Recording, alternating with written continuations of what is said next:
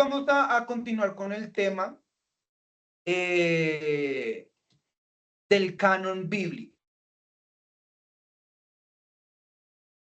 ¿Qué es entonces? ¿No? Es algo que también hablábamos la primera vez, que hoy en día nosotros tenemos la Biblia, que es el resultado de un proceso que se llama como el proceso de recopilación, el proceso de estudio, el proceso de análisis, para poder conformar lo que hoy en día nosotros tenemos, que es la Biblia, los libros de la Biblia, tanto del Antiguo como del Nuevo Testamento.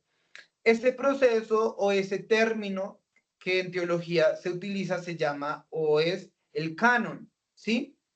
El canon, pues aquí está en griego, ¿sí? ¿Qué quiere decir traducido al español? Canon quiere decir caña de medir.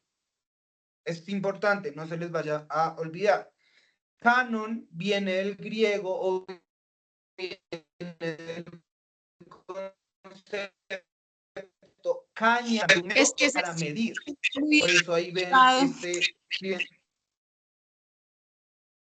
¿Quién habla por ahí? Es que se escucha muy entrecortado. ¿No será ¿Se yo? está escuchando muy entrecortado? ¿Todos?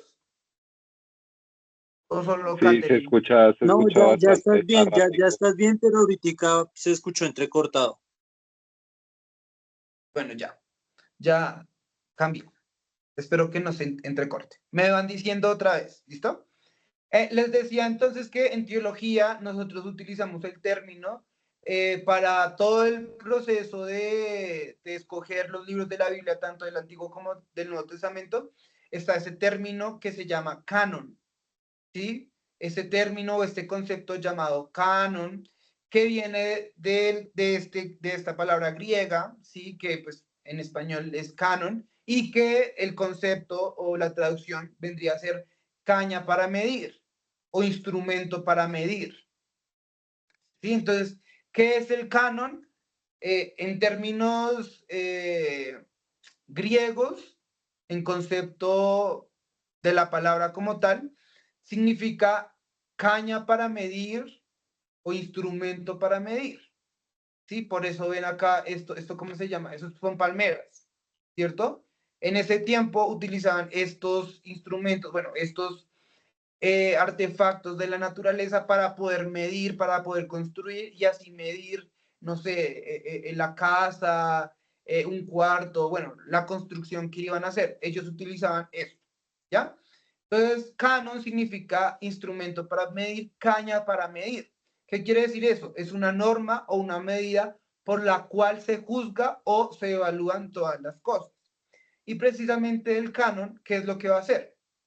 Va a medir, va a juzgar y va a evaluar qué libros de la Biblia deben estar en la Biblia y qué libros de la Biblia no deben estar en la Biblia. ¿Sí? Ese proceso ya se hizo.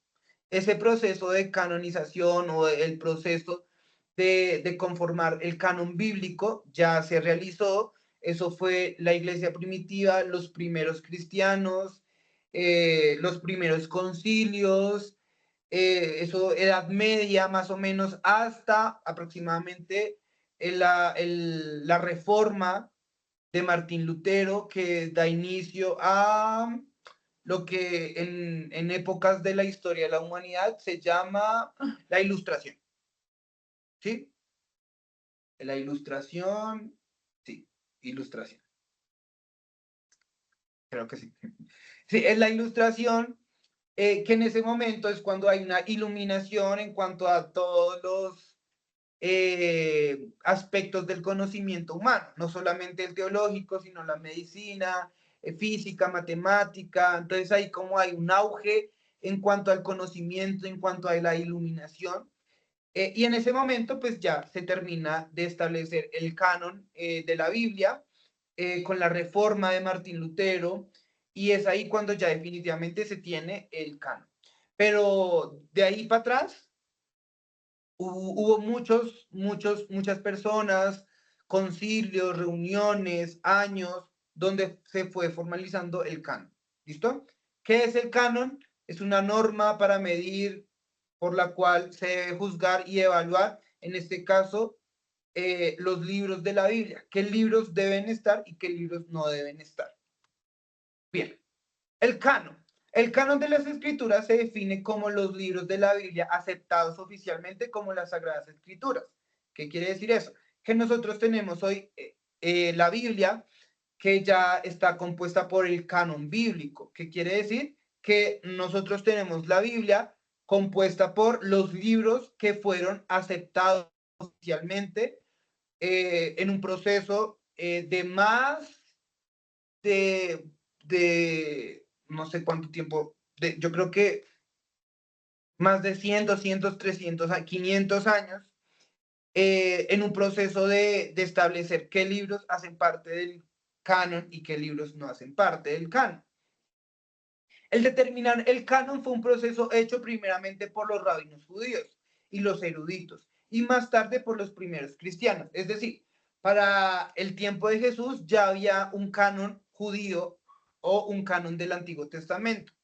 Cuando Jesús nació ya había un canon del Antiguo Testamento. O sea, ya habían establecido 39 libros del Antiguo Testamento.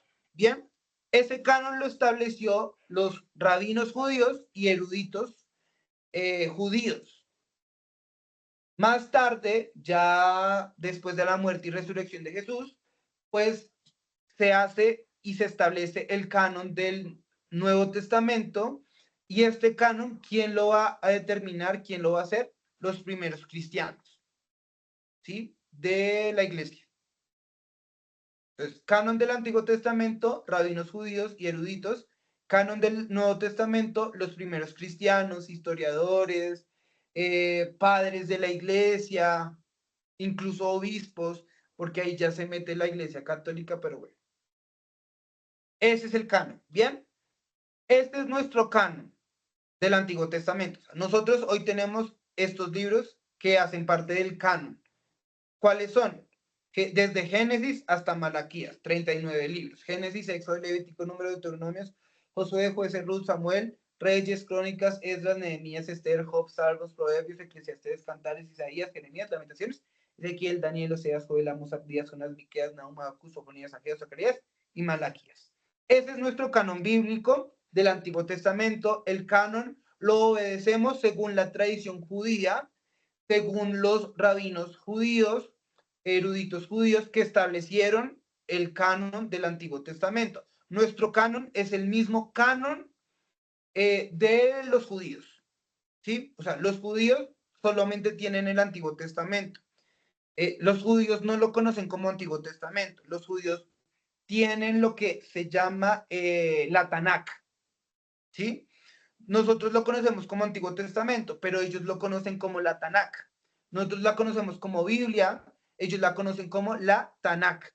¿Bien? Nosotros tenemos los mismos libros que la Tanakh. O sea, tenemos los mismos libros que la Biblia o el libro sagrado de los judíos.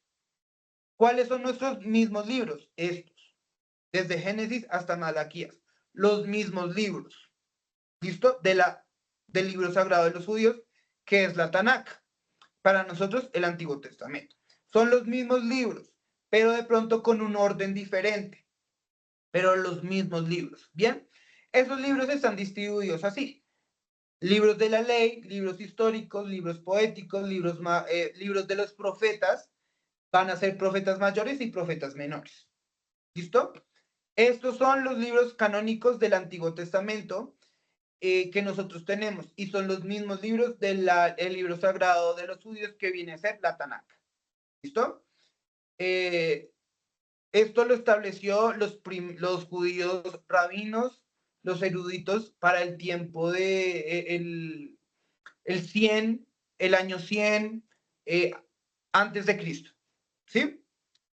En cuanto al Nuevo Testamento, el Nuevo Testamento ya con toda la historia de la iglesia primitiva, los primeros cristianos, la iglesia como tal, cuando se establece como el cristianismo como religión o fe de todo el imperio romano, se establece como tal el canon del Nuevo Testamento.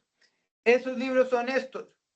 Los evangelios, desde Mateo, Marcos, Lucas, Juan, libros históricos, hechos, las cartas de Pablo, Romanos, Corintios, Gálatas, Efesios, Filipenses, Colosenses, Tesalonicenses, Timoteo, Tito, Filemón.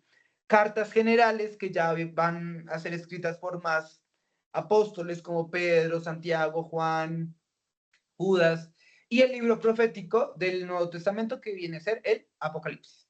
¿Listo? Ese es nuestro canon del Nuevo Testamento, compuesto por todos estos eruditos, los primeros cristianos, historiadores, filósofos, teólogos, incluso padres de la iglesia de ese entonces. ¿Bien? Listo. Bueno, esto tiene que ver con la diferencia entre la Biblia hebrea, que viene a ser la Tanakh, y la Septuaginta, que es una versión del Antiguo Testamento en griego. Esto se llama Septuaginta. Eso se los voy a explicar, pero más adelante. ¿Listo? Para que no se confundan. Pero básicamente nosotros tenemos este canon. ¿Sí? Estos libros de la izquierda, escrituras hebreas, 24 libros, bueno, para la Tanakh, que vendrían siendo el canon palestino o el canon para nosotros del Antiguo Testamento. Son estos libros, ¿sí?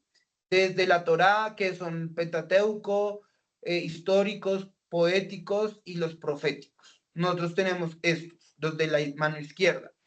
La Septuaginta es otra versión, que es algo que también se les voy a explicar, que contiene libros apócrifos y deuterocanónicos. Yo creo que algunos ya han escuchado esos términos, apócrifos y deuterocanónicos. La Septuaginta, la versión de la Septuaginta, que es la traducción del hebreo al griego del Antiguo Testamento, van a ser añadidos estos libros, pero pues nosotros no tenemos ese canon. Bien, nuestro canon es el de la izquierda, es el canon judío, pero nosotros no tenemos el canon griego del Antiguo Testamento, sino tenemos el canon judío. Listo. ¿Cómo podemos decir que ya desde el Antiguo Testamento existió un canon? Desde los escritores bíblicos ya existió un canon. ¿Por qué? Resulta que hay libros históricos que no están dentro de la Biblia, de nuestro canon, donde van a indicar que Esdras y Nehemías ya estaban haciendo los primeros indicios, ya estaban dando los primeros indicios de poder recopilar todos los libros que hasta ese momento había de la historia de Israel, de los judíos, que viene a ser el Antiguo Testamento, ¿sí? Se los voy a leer. La tradición judía indica que Esdras y Nehemías tuvieron una parte evidente en la colección de los libros sagrados, ¿sí? O sea, desde la época de Esdras y Nehemías ya se puede hablar de una recopilación, de un proceso de canonización, de recolecta de los libros que hacen parte de nuestra Biblia, del Antiguo Testamento. El apócrifo, según el libro de Macabeos, que es un libro, digamos que no está en nuestra Biblia, en nuestro canon, menciona, es un libro histórico, por eso digo, es un libro histórico, no doctrinario, o no de doctrina, es un libro netamente histórico. Este libro dice que a comienzos del siglo I antes de Cristo, habían unas cartas donde supuestamente judíos de Palestina y Judas Macabeo y el filósofo judío Aristóbulo y otros judíos de Egipto ya se están refiriendo a que hay unos archivos, a que hay unas memorias de estos tiempos de Esdras y Nehemías, incluso estos libros históricos del pueblo de Israel dicen que hay una biblioteca donde se reunieron todos los libros referente a los reyes y a los profetas y a los escritos de David. ¿Sí? Esto es historia. Entonces no se vayan a complicar, no se vayan a matar la cabeza. Yo les estoy contando mucha historia. Pero, ¿cuál es el fin o la recopilación o la síntesis de lo que dice acá? Pues es que ya desde el siglo I antes de Cristo, desde la época de Esdras y Nehemías, ya nos están hablando de que ya hay un proceso de canonización de poder escoger cuáles son esos libros que pertenecen al canon y esos libros que hoy en día nosotros tenemos. ¿Listo? ¿Preguntas? Bueno, entonces, el canon. El canon es un proceso donde se hacían pruebas, ¿sí? Estas pruebas eran sometidas a cada libro de la Biblia, ¿sí? Estas pruebas, estas preguntas, que ya se las voy a decir ahorita, eh, se le tenían que hacer al cada libro que tenía que pertenecer al canon. O sea, pregunta que no se podía solucionar o que no había respuesta para esa pregunta con respecto a ese libro, simplemente ese libro no podía ser parte del canon. Cuando el libro daba respuesta a estas preguntas que ya les voy a decir a continuación, ese libro sí podía ser parte del canon. Y esos libros son los que hoy en día nosotros tenemos. Los famosos libros apócrifos o deuterocanónicos no cumplen con estos requisitos y no dan respuestas verídicas a estas preguntas que les voy a decir a continuación. Había básicamente 5 principios guías que se usaban para determinar si un libro era o no canónico. Entonces, habían muchos libros, muchas historias, ¿sí? Y estos libros, estos rabinos judíos, estos grupos de judíos eruditos, se reunían y ellos determinaban qué libros podían pertenecer al canon y qué libros no. Y ellos se hacían estas preguntas o estas pruebas, que ya se las voy a decir. La primera pregunta que ellos se hacían era, ¿este libro es auténtico? ¿Este libro es auténtico? Entonces, los padres de la iglesia o los patriarcas, los judíos, eh, tenían que, pues, poder dar respuesta a esta pregunta y así desecharlo o no. Entonces, ¿qué quiere decir que es auténtico? ¿Quién lo escribió? ¿Cuándo lo escribió? ¿Cómo fue escrito? Ellos evaluaban todo eso para poder decir si es auténtico o no. Si lo escribió por allá uno que no nadie conocía, pues probablemente ese libro no iba a ser parte del canon. Pero si al contrario, ese libro lo escribió un personaje famoso, con un ministerio de profeta, o de pronto era un rey, o era una persona cercana al rey David, o algún rey, o algún profeta, entonces ya se puede decir que ese libro era auténtico, ¿sí? Entonces tiene que haber un sustento, argumentos que puedan decir, este libro es auténtico, sí y no. Si era auténtico, era parte del canon. Si no era auténtico, no era parte del canon. ¿Listo? Se preguntaban, ¿este libro es profético? ¿Qué quiere decir que este libro es profético? Sí y no. Quiere decir que si este libro fue escrito por un hombre de Dios, es decir, la vida de su autor, da testimonio. Entonces, si este libro, uno tiene un mensaje profético, es decir, tiene la voz de Dios, o sea, un mensaje de parte de Dios. Así dice el Señor, ¿sí? Jehová dice así, 2 puntos. Entonces, ellos tenían que evaluar si estos libros tenían esto. Entonces, si no tenían, muy seguramente no era un libro profético, no era un libro que podía pertenecer al canon.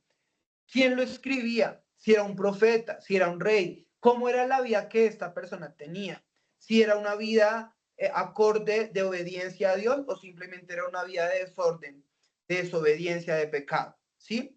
¿Este libro es profético? Sí o no. ¿Bien?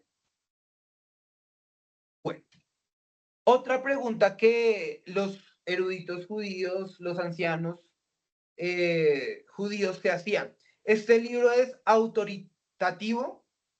¿Sí? ¿Qué quiere decir autoritativo? Que viene directamente de la autoridad de Dios. Viene o proviene de la mano de Dios. ¿Sí? Viene este libro con un don divino. Así dice el Señor. Entonces, todo libro tiene que tener argumento implícito y explícito, donde se muestre que pues está relacionado al mensaje y a la voluntad de Dios. Por eso los libros apócrifos y deuterocanónicos, que muy probablemente si ustedes pertenecieron a la Iglesia Católica, los pudieron conocer, estos libros son netamente históricos y la Biblia no es un libro histórico. O sea, la Biblia no es un libro donde me va a explicar historia. ¿Cuál es el tema principal de la Biblia? ¿Será la historia?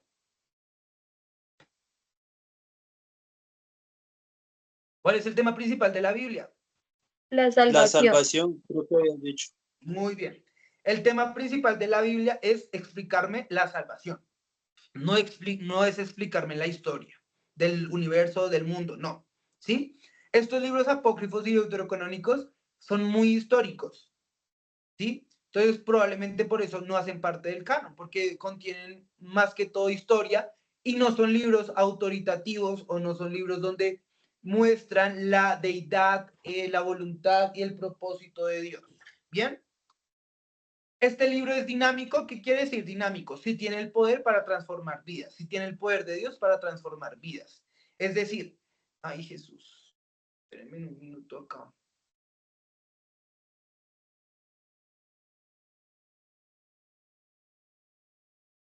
Un minutico, un minutico.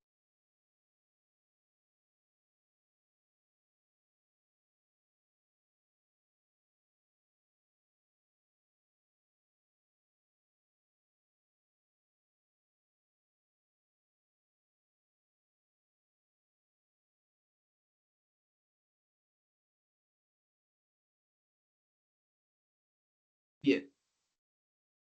Este libro es dinámico si tiene el poder de Dios, el poder para transformar. ¿Me escuchan bien?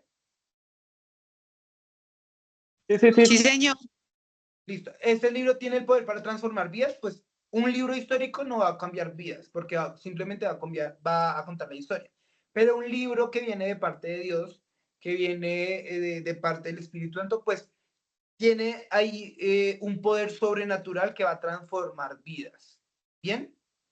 Eso era lo que ellos se preguntaban. Este libro fue recibido, reunido, leído y usado por el pueblo judío. Estamos hablando del Antiguo Testamento. Ellos evaluaban si este libro tuvo un impacto en la congregación. Es decir, si este libro no fue recibido, no fue, no, el pueblo de Israel no se reunió para leerlo, ¿sí? Y no fue usado, no puede ser parte del canon, ¿sí? ¿Cómo sabemos que los libros de la Biblia del Antiguo Testamento hacen parte del canon? Porque muchos de estos libros, en varias partes de la Biblia, muestran cómo la congregación, el pueblo de Israel, los judíos, se reunían a leerlo. O sea, ellos leían los salmos de David, ellos lo leían. El Pentateuco, los judíos, los niños, se lo tenían que saber ya de memoria, que es la ley se la tenían que saber de memoria. Entonces, ¿sí? Estos libros eran recibidos, reunidos, leídos y usados, en este caso, por el pueblo judío, por los israelitas. ¿Listo? Bien, ¿este libro fue aceptado por el pueblo de Dios? Sí, verdaderamente este libro fue aceptado por los judíos o no. En el caso del Nuevo Testamento, incluso del Antiguo Testamento, varios de los autores reconocían otros autores bíblicos. Pedro reconoció las cartas de Pablo como escrituras al mismo nivel que las escrituras tal como las conocemos hoy en día. Entonces, Moisés probablemente reconoció, si en tal caso Abraham, eh,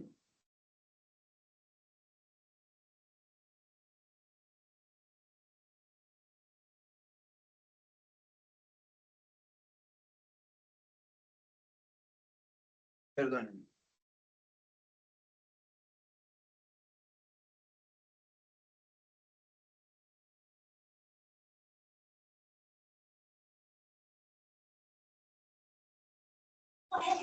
Ay, no lo escucho.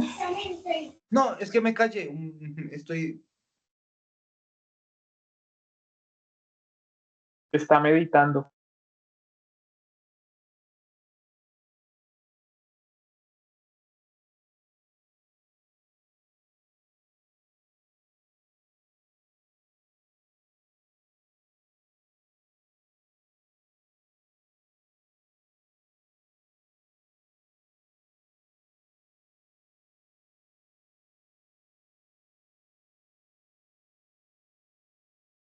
Listo, ya, qué pena. Estoy solucionando una cosita acá. Este libro fue aceptado por el pueblo de Dios, pues sí, verdaderamente entre los autores aceptaban, ¿no? Probablemente Josué aceptó, incluso sí decía Moisés, Samuel lo que decía Josué, David lo que decía Samuel, Isaías lo que decía Samuel, Isaías lo que decía el rey XY, bueno, y así, ¿listo? Bien. Preguntas, ¿quién levantó la mano?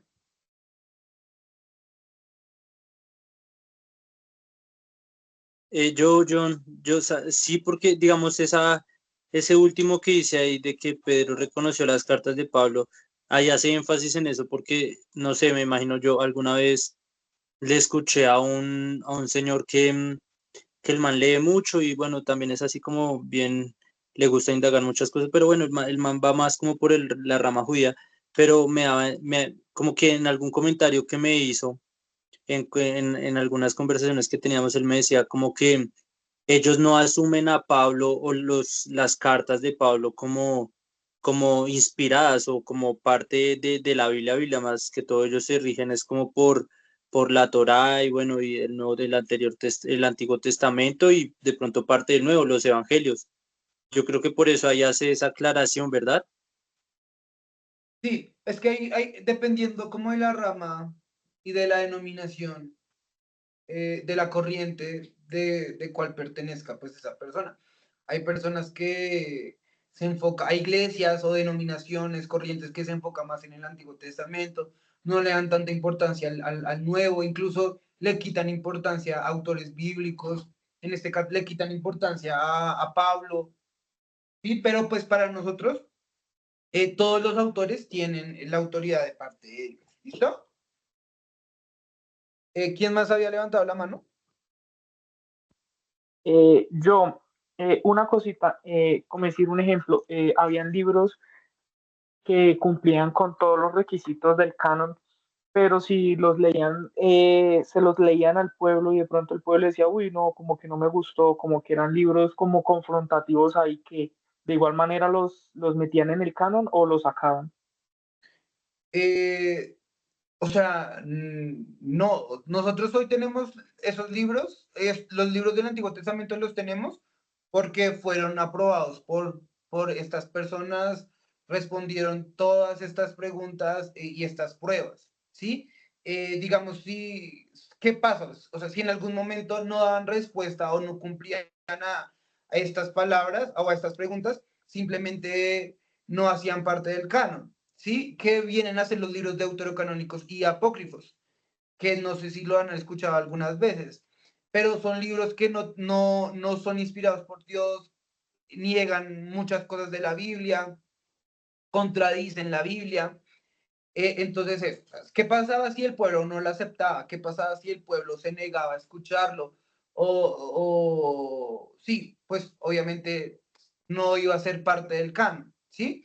Pero pues hay que, digamos que diferenciar una cosa. Una cosa es que sea aceptado por el pueblo de Dios y otra cosa es que haya una confrontación, ¿sí? Obviamente toda palabra de Dios va a traer una confrontación, ¿sí? Va a traer una incomodidad, y más para los judíos que pues ellos eran bien terribles. Pero eso no quiere decir que si ellos eran confrontados, ya eso no era parte del canon, no, al contrario, ahí se ve el poder de esa palabra, el poder de ese texto, el poder de ese libro, en poder generar una confrontación y un arrepentimiento para que el pueblo de Dios pues pudiese volver a Dios. ¿Bien? ¿Sí o no? Ah, Excelente. listo. Sí, sí, sí, escucho. Alguien más, Michael creo que tenía levantado la mano. Sí, digamos, esos libros que son apócrifos, uno en sí los debería pues, de leer o digamos no sería bueno o uno queda más con dudas o no sé. Sí, o sea, la verdad no los tendríamos que leer. Y, o sea, preferiblemente no los leamos porque no hacen parte del canon y no van a cumplir estos requisitos. Más adelante voy a poner unos ejemplos. esos libros niegan muchas cosas de la Biblia, se contradicen, son muy místicos.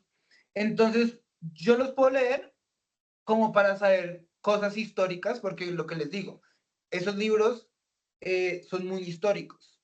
Si yo quiero saber, lo puedo leer. Pero para de ahí sacar una enseñanza, pero de ahí, de ese libro, ver lo que Dios me quiere decir, buscar la voz de Dios, no. ¿Listo?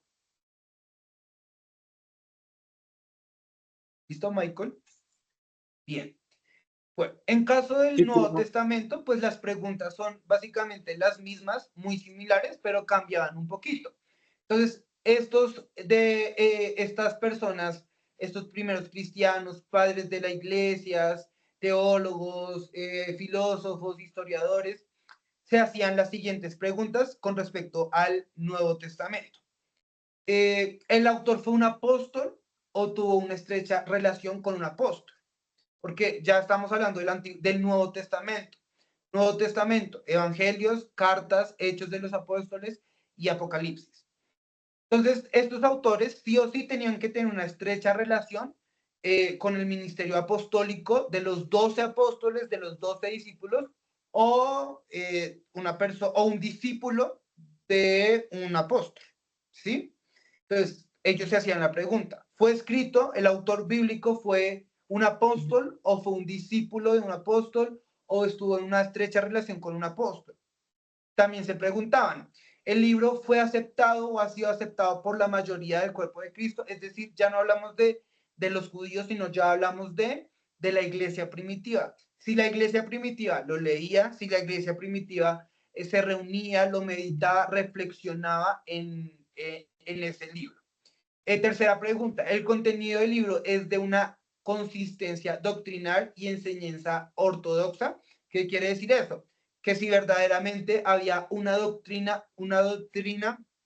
verídica y de acuerdo a lo que Jesús hizo y enseñó aquí en la tierra durante esos 3 años de ministerio. ¿Sí? O simplemente era historia nomás, o simplemente era la vida, la biografía de tal persona o X persona. Esos libros tenían que tener doctrina y enseñanza ortodoxa. La cuarta pregunta, ¿este libro contiene evidencia de alta moral y valores espirituales que reflejan la obra del Espíritu Santo? Porque ahí es muy importante. Recuerden que parte del Nuevo Testamento va a estar marcada por la obra del Espíritu Santo. Es decir, si no hay indicios, si no hay algo que tenga que ver con el Espíritu Santo, probablemente ese libro, ese texto no era inspiración de Dios, no era un libro canónico. ¿Ya? Tenía que tener la huella, la marca del Espíritu Santo, del mensaje del Espíritu Santo, del mensaje de la salvación. ¿Listo? Bien, preguntas, inquietudes. ¿Sí? Básicamente, pues el proceso era así. Se reunían para hablar en reunión. Eso se llamaba concilios. Ustedes pueden buscar esa historia. Había concilios cada año, se llama Concilio de Trento, Concilio de la Odisea, concilio. Y en estos concilios, en estas reuniones, básicamente lo que hacían era, se reunían estos eruditos, estos padres de la iglesia, a dialogar y a estudiar qué libros pertenecían y qué no pertenecían, cuáles cumplían con esos requisitos y cuáles no cumplían con esos requisitos. Así se formó el canon. Bien.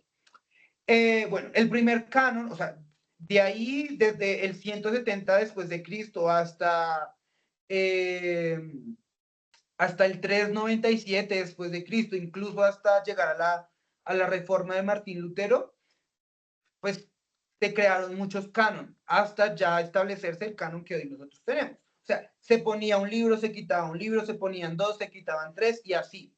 Ya, así fue el proceso de canonización. Dice que el primer canon fue el canon Marutori, que fue compilado en el año 170 después de Cristo. Este canon Muratori Incluyó todos los libros del Nuevo Testamento, excepto Hebreos, Santiago y la tercera carta de Juan.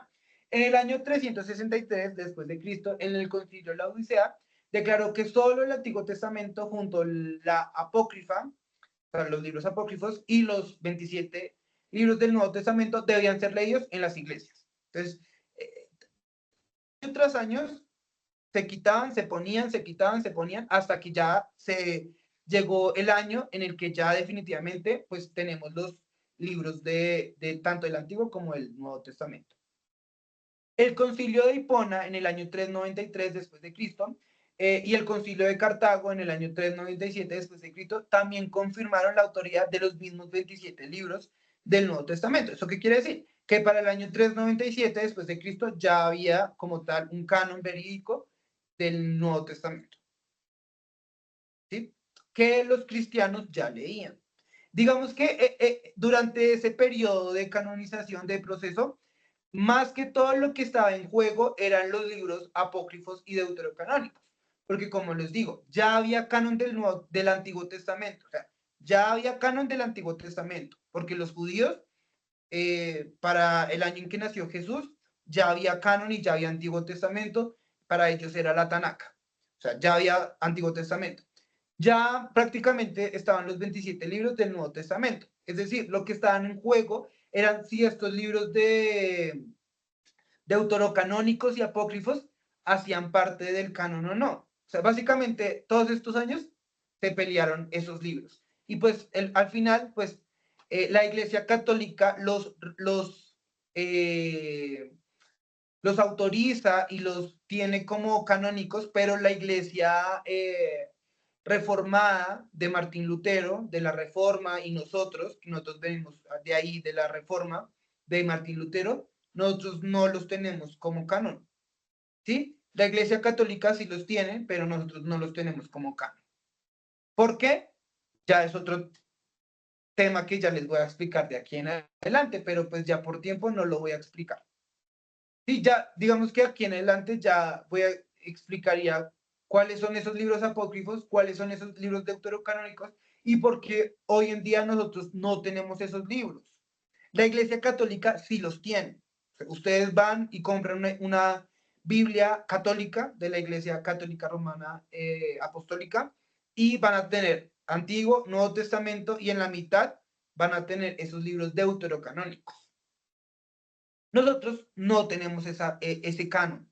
O sea, el canon de la Iglesia Católica y el canon de la Iglesia Reformada o de los pentecostales, bueno, de toda la línea que viene después de Martín Lutero es totalmente diferente al canon de la Iglesia Romana, de la Iglesia Católica Romana, ¿sí? ¿Pero por qué? Porque la Iglesia Católica tiene esos libros de más, nosotros no los tenemos. Pero el Antiguo y el Nuevo Testamento son iguales, solo que estos libros deuterocanónicos ellos los tienen, nosotros no. ¿Cuáles son estos libros deuterocanónicos y apócrifos? Seguramente ustedes los hayan escuchado.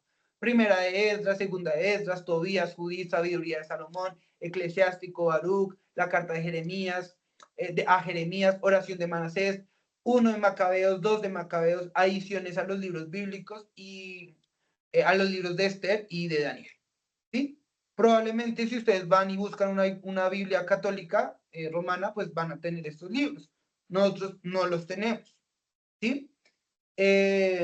¿Por qué? Porque estos libros son netamente históricos y porque contradicen muchas cosas de lo que está en los libros canónicos del Antiguo y del Nuevo Testamento, que ya se los voy a explicar pues ya en 8 días. ¿Listo? Inquietudes, preguntas hasta aquí, por favor, háganmelo saber. Ya terminamos. Sí quedó claro cómo fue el proceso de canonización, cómo fue el proceso de construir ese canon. Sí, sí, señor.